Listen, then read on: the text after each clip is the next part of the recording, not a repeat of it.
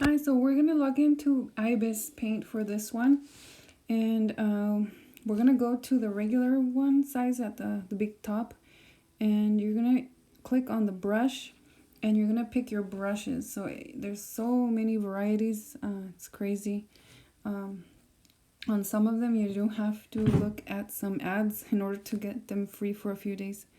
But here I'm choosing the colors, and you can, if you want to select a color that you've already used, you just use the eyedropper tool. So you click on the color you had, and then you can go back and do that. So here I'm just laying out my background colors. So for the next assignment, I do want you to add some background color and not just leave empty spaces. And you're going to be required to draw and to add at least one photo from the internet. So here I am choosing different pens, and it looks really nice if you overlap your types of brush or pen tools. The airbrush is good for filling in the background, and then the thinner ones for filling in details. So here I am just adding some texture to some grass I'm drawing. And there it is. Okay, so I went ahead and added a fence in the background, and I'm trying to add some, I guess, more effects so it makes it more interesting. So again, use the eyedropper tool. So the eyedropper tool is used to reselect colors that you've already used to match. Like here in my sky, I use the eyedropper tool to match the dark and upper sky. And then I'm just using the airbrush really lightly. So I'm making some clouds, and I'm making my airbrush be a little bit more see-through. So you can change that down here, how see-through or transparent your brush is working. So I just made it a little bit more see-through so that you can see the other sky color. And so I keep changing that around because I don't see the clouds as I am painting. So I'm making it a little bit stronger. And there I can see the clouds are forming, so it makes it that foggy effect. So there is my clouds using the airbrush, and I down here I manipulated the how see-through or strong the opacity is. It's called opacity.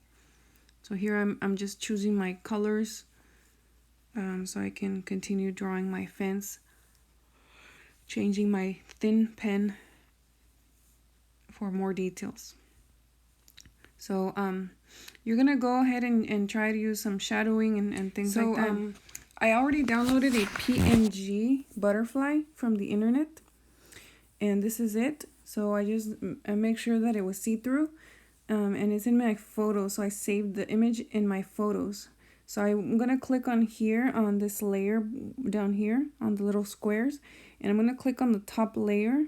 So, or add a layer, and I'm going to insert a photo from my images here. And then if you click, it's gonna ask you this. If you click OK, it'll do this. It'll make a weird line style. So I'm gonna keep that for my shadows, but then I'm gonna add another photo again, the same one, so that it stays normal. So I'm gonna go click on my here layers, and then click on the top layer. So I'm gonna add another image on top, so that's the same one.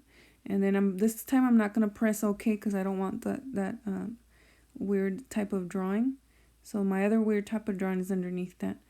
So yeah, so here it is. I added at least one image from the internet, and this is my final design, so that I express how I feel about my days now. So the butterfly represents a little bit of freedom in my backyard. At least in the backyard I can feel a little bit more free. For this assignment, you want to do a drawing or a design that represents how you're feeling now, or just something that expresses an idea at the moment. So this one's my backyard. I saw a butterfly, and made me feel a little bit more like, oh, we do have the choice of how we feel sometimes. So there's the sun gleaming and the butterflies free. And then that little shadow in the back just represents that the butterfly has movement. So there it is. Please comment below on Google Classroom if you have any questions or comments. Thank you.